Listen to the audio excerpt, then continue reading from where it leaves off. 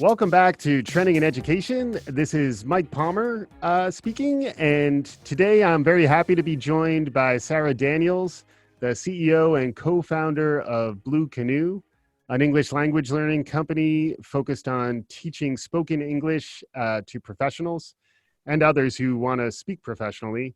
As it says on their website, it's good business spoken clearly. Sarah, thank you very much for joining and welcome to the show. Thank you, Mike. It's very, very nice to be here. So for our hardcore listeners, which there are many out there, they may have been following Trending in Education for our 3 full years of existence. And one of our very early shows was on English language learning. And we were all drawn to the idea of Blue Canoe, the name of Blue Canoe, and what y'all are trying to accomplish. I'd love to hear in your words, what is Blue Canoe and what problems are you trying to solve? Great. So Blue Canoe is an AI app, and its goal is to provide a way for non-native English speakers to improve their clarity and their confidence in speaking English.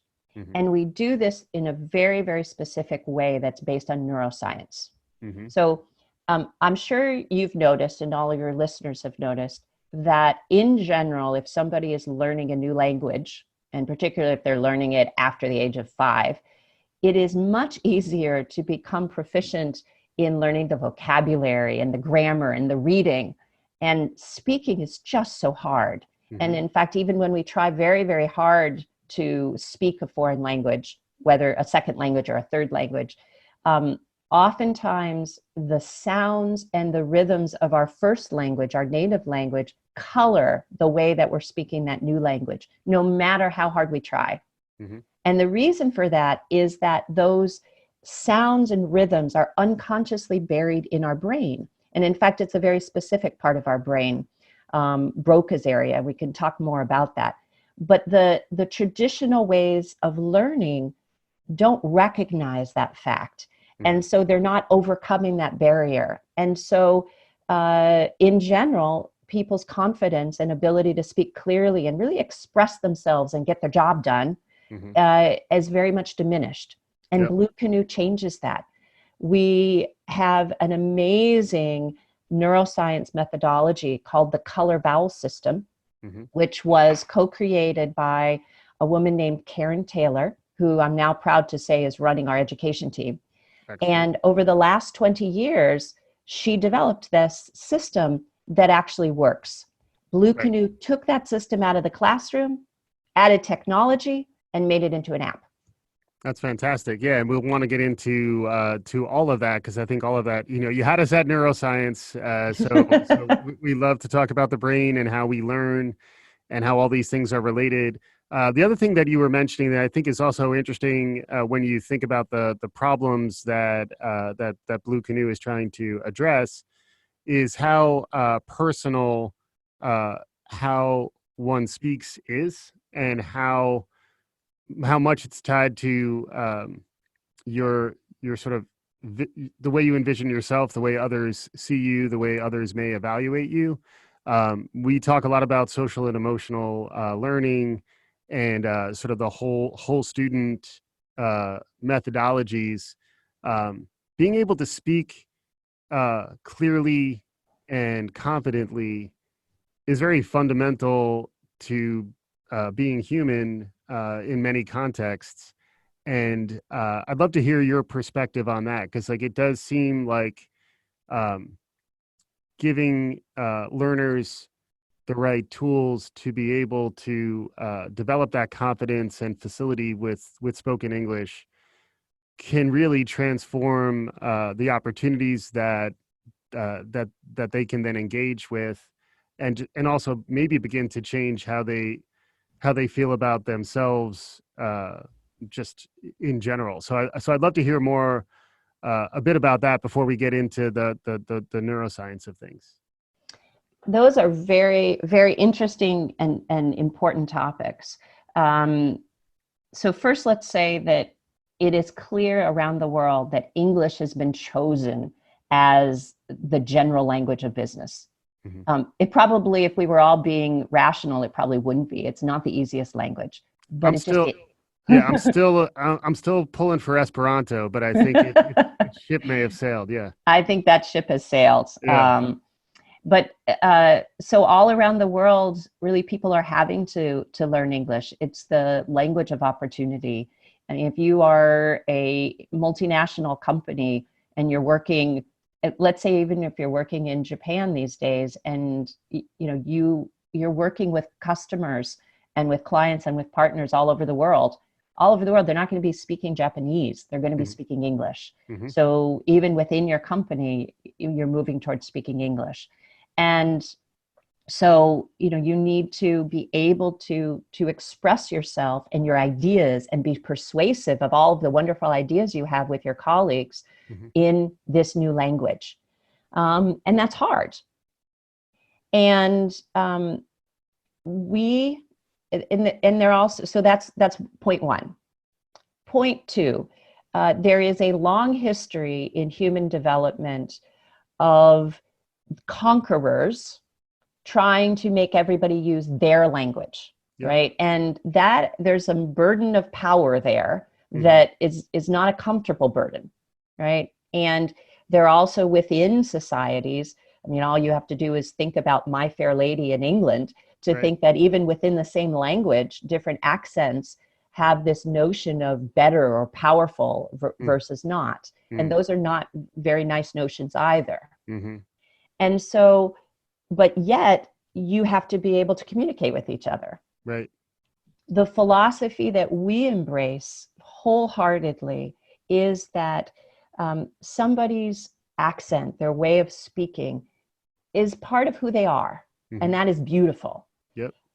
And the only thing we're doing is trying to open the door so that people understand what are the elements of when I speak that I need to do so that I am well understood, so that there is a bridge, so that I can be who I want to be and express who I want to be.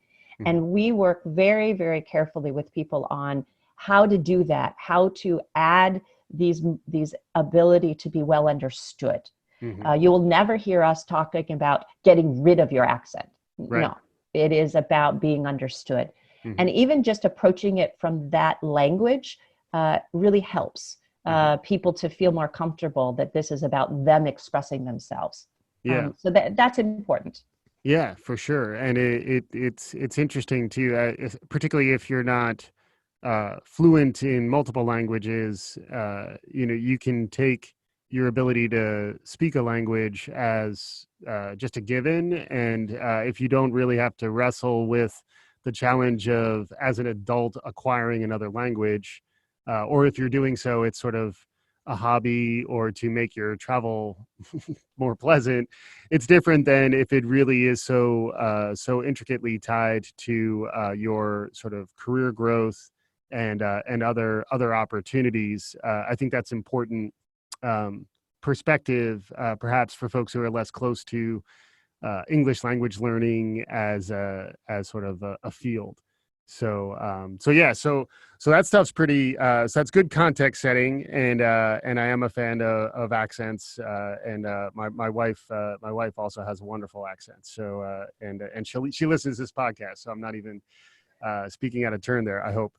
But the related thing though is, like, why is English? English probably shouldn't be the universal language if you think about how hard it is to speak. Correct. As well, right? So can you give us a little bit of, you were talking me through the complexities of English with a level of depth that I hadn't really gone into before. So I'd love you to share some of that with our listeners. Absolutely.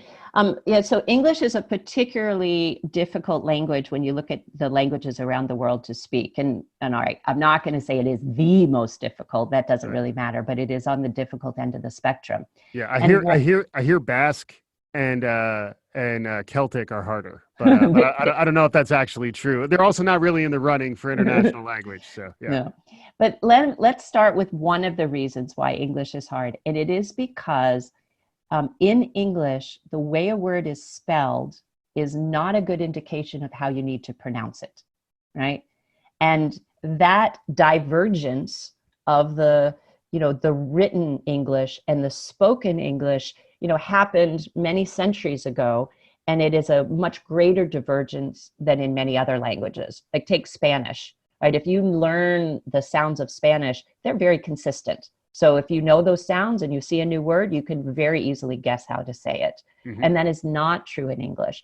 When we try to introduce phonics and we pretend that phonics really describes English, except for all of those exceptions, we are so fooling ourselves. Yeah. So, I mean, think about, I'll give just some examples. The word LOW and HOW. Mm-hmm. In most languages around the world, those two words would sound very similar. Right. But in English, of course, they don't. One is Right. low, and the Right. other one isn't ho, it's Right. how, Right. right? Right. Right. And there's no reason why anybody would expect those two words to sound different, Mm-hmm. right? But they do. Right. And so that makes it tricky. Sure. A second aspect that makes it tricky is that English is what's called a stress-based language. Tell me about it. I'm sorry. I had to get that in there. Yeah, go ahead. Exactly. And we imbue meaning with adding emphasis to certain syllables in a word. Mm-hmm. And with that emphasis, we actually stretch out the time that we spend on that syllable and correspondingly smush the time that we spend on the other syllables. And Yeah. that's within a word. Mm-hmm. And then we carry that over to sentences and ideas, and we give certain words more prominence Mm-hmm. in our sentences than other words, and that changes the meaning. Yeah. And these ideas to a native English speaker, which we don't even really, it's not even conscious that we're doing that, we're just doing it. Yep. It is a very weird thing for most other languages, which are syllable timed languages. Right. And getting somebody to be aware of that and to start to do it is very, very difficult. Mm-hmm. I mean, I'll give an example. Let's imagine that there's somebody who is somewhere else and they are studying for their PhD, and now they have a PhD in molecular physics, something like amazing, right? And they've done all of this in English. Right. And so they can read all of this English, but they're not necessarily speaking it. And now all of a sudden they need to explain their ideas. They're on stage, they're defending their thesis, they're having a conversation. And think about this word molecule. So the word molecule has the emphasis on that first syllable, molecule. Mm-hmm. But then all of a sudden for no reason whatsoever, we change the stress when we say molecular chemistry. That's it's not true. molecule chemistry, it's molecular chemistry. That's true. Like, how would a non-native English speaker know that? There's Right. no way of knowing it. Right. And yet their meaning will be lost, and everybody will be left trying to figure out what they said and Right. not listening to the rest of their sentence if they don't move that stress. Mm. So the stress-based nature of our system is really complicated, Mm-hmm. and it is unlike any other language around the world. So Yeah. that's really confusing. Mm-hmm. And then, so that's two reasons. And then the third reason is that this brain thing, and that we cannot hear the new sounds.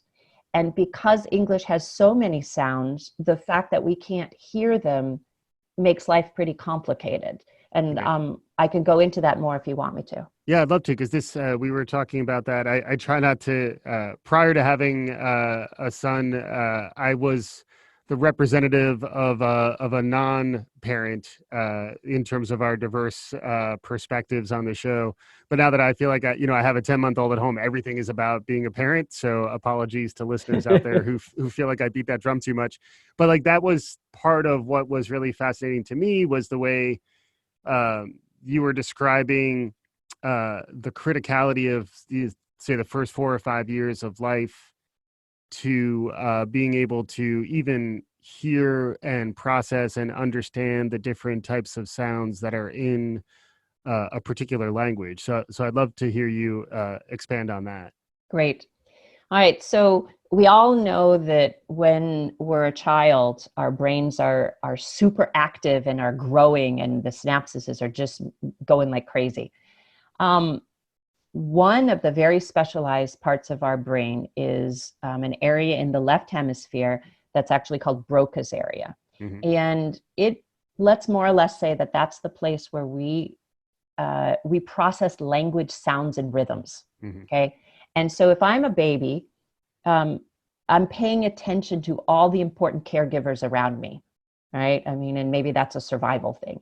Sure. And my brain is paying attention to these sounds and rhythms. So if I'm hearing English, I hear English sounds and I hear English rhythms of this special rhythm we have with stress and prominence. Mm-hmm. If I'm exposed to Chinese as a caregiver, or one of my parents, I'm memorizing all of those amazing sounds and tones. Right.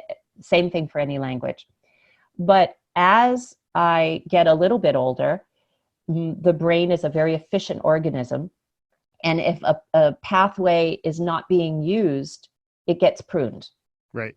And so let's say, your baby's not exposed to Chinese. So it's going to lose the innate ability to pay attention to tone, right? Because in English, tone's not as important. Right. Similarly, like if you were growing up in Spain or in anywhere in Latin America, and you were just hearing Spanish, Spanish is a syllable time language, so you wouldn't be paying attention to stress. And so you lose those pathways. Right. Okay? And the same thing with different sounds of the language. So in English, our vowels carry most of the meaning of a word. Mm-hmm. Okay. And so vowels are super important. In English, we have 14 different vowel sounds that are essential. Yeah. Only 5 vowels, but 14 vowel sounds. Yeah. In Spanish, for example, there are only 5 vowel sounds. So somebody growing up only hearing Spanish would end up, imagine their brain has 5 pathways. I'm holding up my hand. You can't see it, but it has 5 pathways.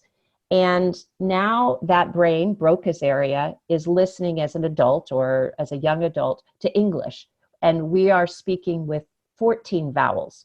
So those 14 vowels hit those 5 vowel pathways, and they have to go on one of those pathways. Yep. So on average, 3 of our English vowels merge and are on one pathway. And then that person can't really hear the difference. Right. So traditionally, like the difference between a pen and a pin, the S sound that we make and the is sound get confused, and they can't really differentiate them. Mm-hmm. Or a classic one that some of our listeners might know, in Japanese, the R and the L sounds get confused, right? Mm-hmm. Because in that language there isn't a difference, but in English there is. Yep. And so if the brain cannot let us hear these sounds because it's of the way it's processing them, you end up with that classic conflict in a English or in a language class where the teacher is saying something lovely and the student is trying to repeat, and then the teacher says, no, that's not right. Listen better. And the teacher says it again and the student tries. And each time they're hearing it not correctly because their brain is reinterpreting it.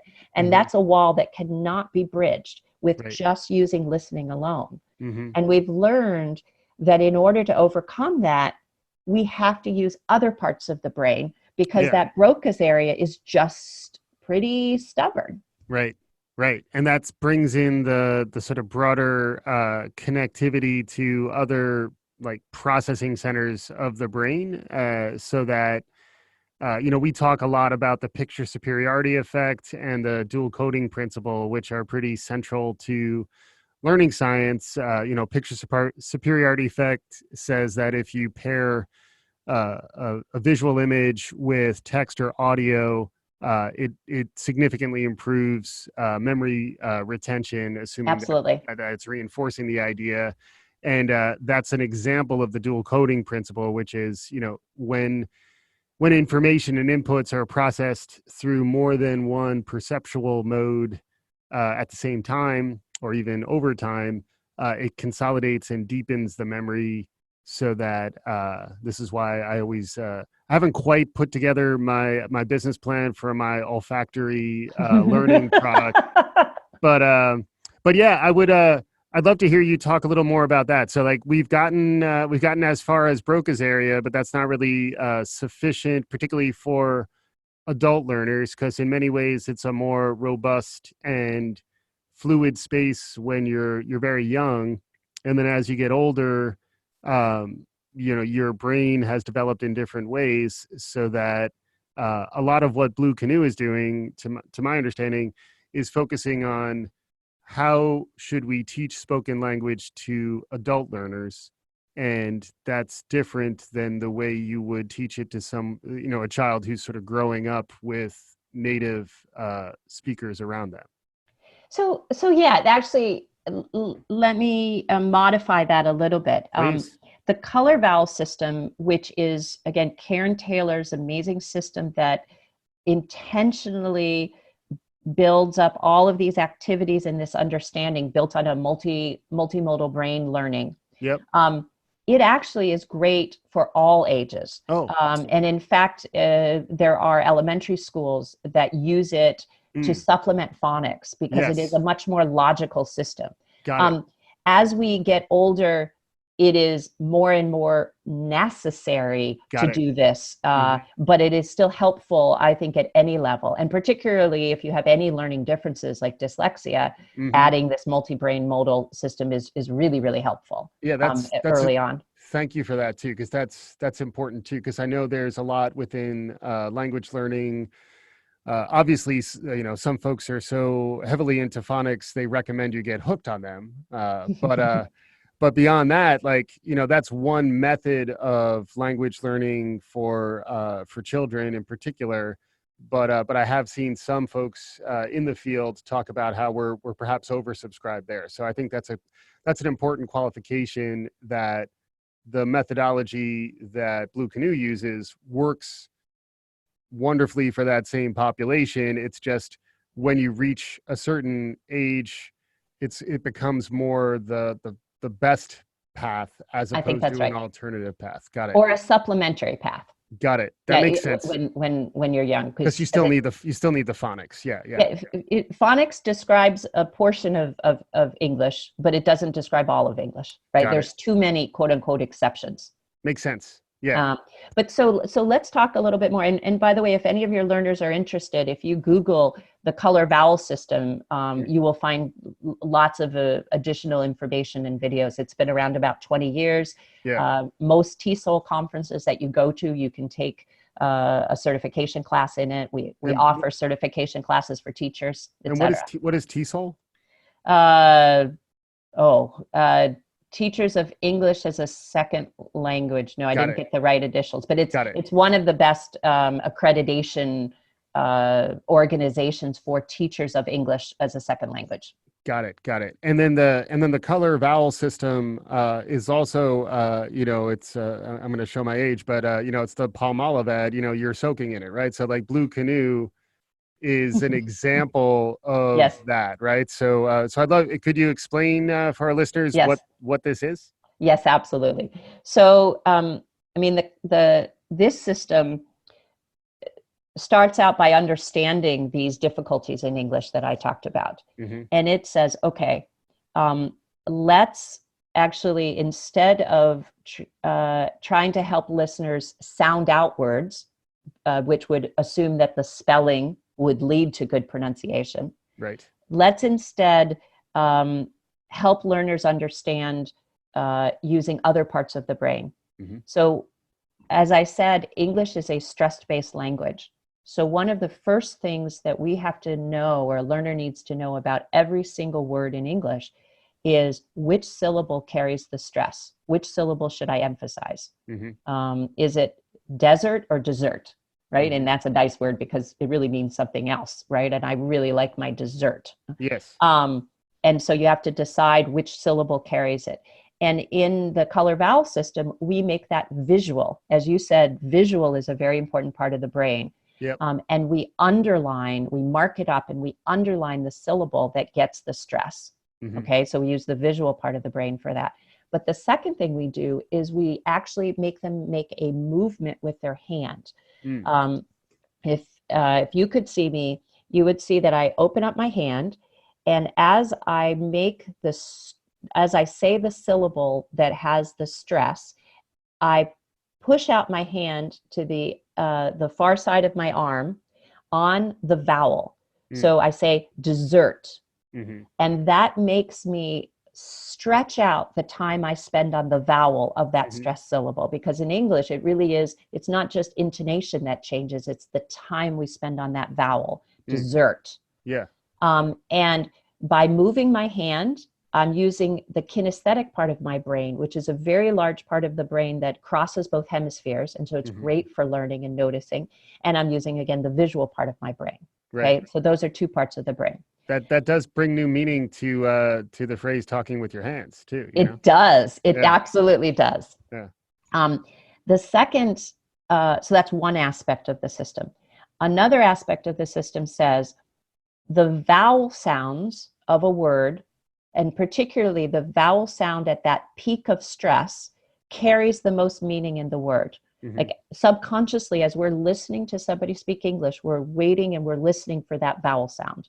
And Right. if there are other errors that the person makes, we don't really pay attention to those, but we really are noticing that vowel sound. Interesting. And so the color vowel system says, well, if vowels are so important, let's name them and make them more accessible. Yep. We have 14 key vowel sounds in English. Mm. And in phonics, there's no ways to name them, right? Right. Right. So this letter O in English, it's one letter, but it has 7 different key sounds. Right. And we name each of these vowel sounds with an anchor phrase Mm-hmm. that the first word is a color and the second word is an object. Yep. And each of those words has to have the main sound we're naming embedded in it. Yep. Okay. So the E sound in English, we Mm-hmm. name it green tea. And Nice. you can imagine there's a little icon that is green Yeah. and it's a teacup. Yep. And so, and it embeds, so green is a green tea word and Yeah. tea is a green tea word. So Yeah. green tea E. The word teacher is a green tea word. Mm. Teacher, green Mm-hmm. tea teacher, Mm. green tea tea. Yeah. Or another one is the sound. We name that purple shirt. And you Mm-hmm. can see a little icon of a purple shirt. Yeah. And so the sound is at the heart of shirt and Yeah. purple. Right. So each of the key sounds that you can learn in English have one of these icons that does multiple things at the same time. Mm-hmm. It is a visual clue to somebody of what sound it should be. Oh, that's that E sound, green tea, and it's Right. really easily to remember. Yep. It uses the image visual cortex of the brain, which Right. is a powerful part of the brain. Mm-hmm. It also, because there is a pattern forming, green T, E, teacher, Mm-hmm. that E gets repeated. When our brain hears patterns, the music part of the brain wakes up and starts paying attention. Yep. And then if we use our hands on the vowel sound, green T, teacher, the movement part of our brain. So Yeah. all of a sudden we have about 5 or 6 parts of the brain Yeah. all going to work to help us really hear and produce that really important sound and be more comprehensible. And Very this cool. is in comparison to a standard classroom where if you had an MRI, you would only see that one little dot of Broca's area. Right. And it's powerful. Right. Right. Right. That's fascinating. Yeah. And as you mentioned, this is this is a patented method. This is evidence-based research is where a lot of the whole approach that Blue Canoe is taking comes from, and I imagine the results kind of speak for themselves. So like this is out in the world, people are using it. Yes. The company seems to be doing well. Can you talk about where you're heading with this and how you're operating, and if folks want to learn more, where they should go, what they should do? Absolutely. Well, so again, I want to just give all of the credit first to Karen Taylor and her team. Right, they over 20 years have built up and understood and built and created the color vowel system. Mm-hmm. And before we ever even met them, they've been training tens of thousands of ESL teachers around the world, and through them, millions of students who have been learning. Yep. When I met Karen Taylor and really started to understand, the genius of this color vowel system, from my background, which is the technology side of ed tech, I said, wow, this is a wonderful opportunity to take this great methodology and to add technology, or to great methodology and add technology to it so that we could share it with more people. And so Blue Canoe took the patented and copyrighted work that Karen Taylor had done, and we now have an exclusive license to digitize that, right? Got it. Yep. And then we added, with my co-founder, Tony Andrews, on the technology side, we added machine learning and speech recognition and gamification and mobile app and engagement and design and all of this, so that it is now this mobile app. Wow. And along the way, by the way, we convinced Karen to come along this journey with us as head of our education team, which is was important.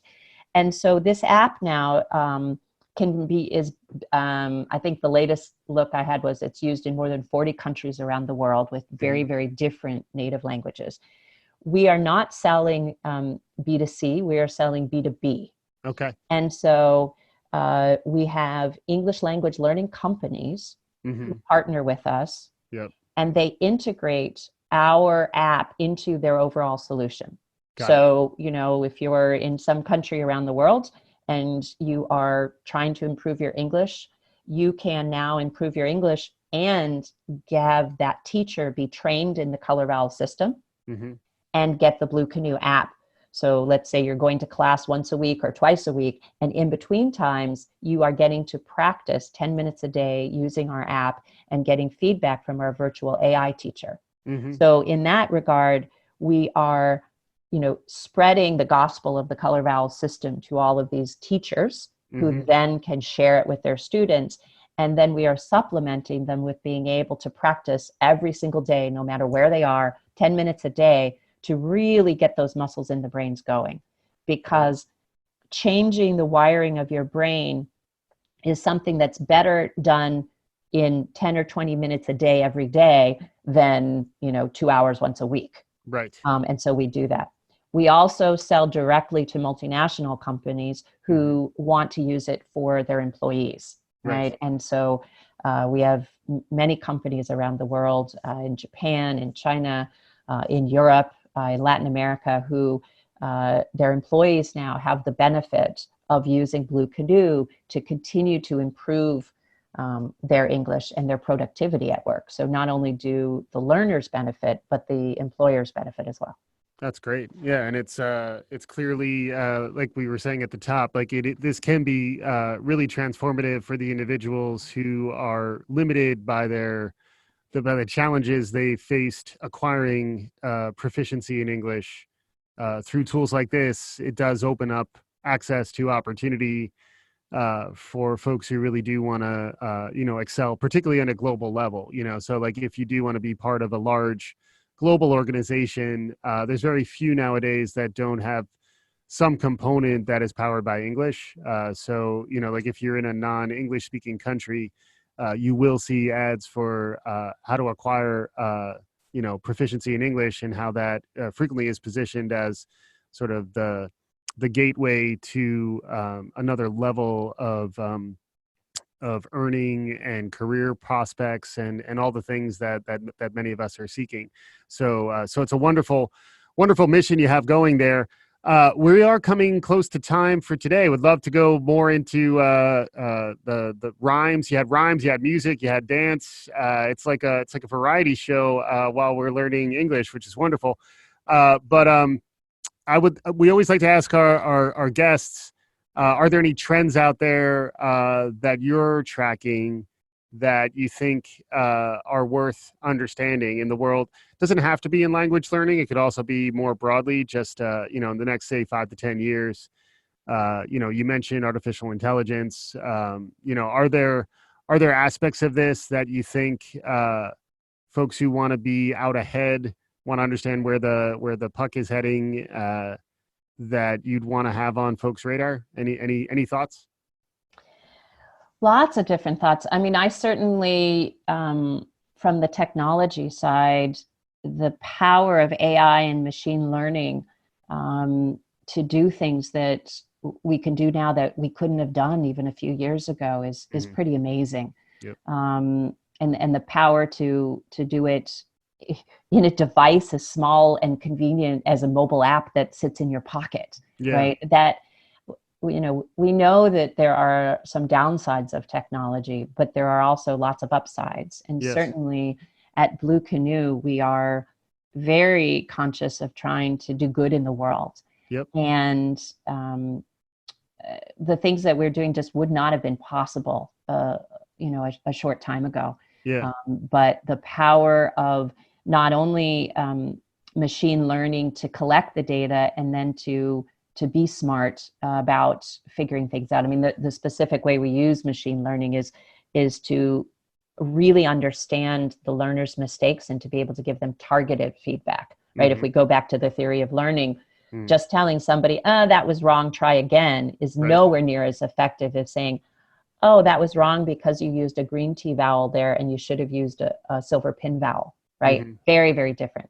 And it's the machine learning that allows us to do that, analyzing the mistake and finding the patterns and being able to give that personalized individual experience. So I see in so many different companies, apps, opportunities, the ability to use machine learning and other forms of AI to improve our ability to help people in so many ways. And certainly it's a trend that is worth watching.